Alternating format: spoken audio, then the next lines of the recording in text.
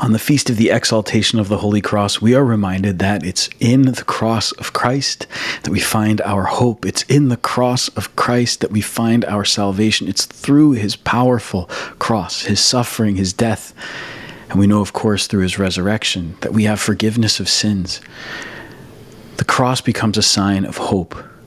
It seems to be the exact opposite of anything that makes any sense, because the cross is a horrible instrument of execution, and yet Jesus transforms it. What was once a sign of humiliation, pain, darkness, what was once a sign of hopelessness, now becomes a sign of absolute truth and goodness, becomes a source of freedom. The absolute last thing that the ancient world would have seen was the cross as something good.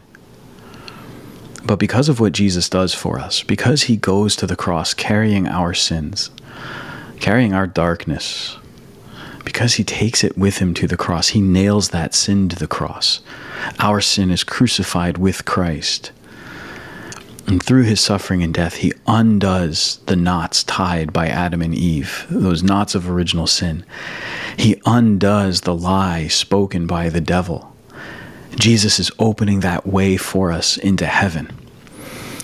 On this day, we celebrate the feast day because the cross was found on this day. The finding of the cross, the relic of the true cross, is a sign of hope for us.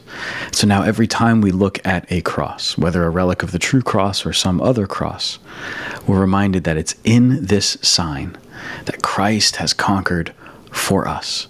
It's through his cross that we have the hope of salvation. Thanks for watching, everybody. Don't forget to like and to follow and to share The Tangent with your friends on social media. God bless you.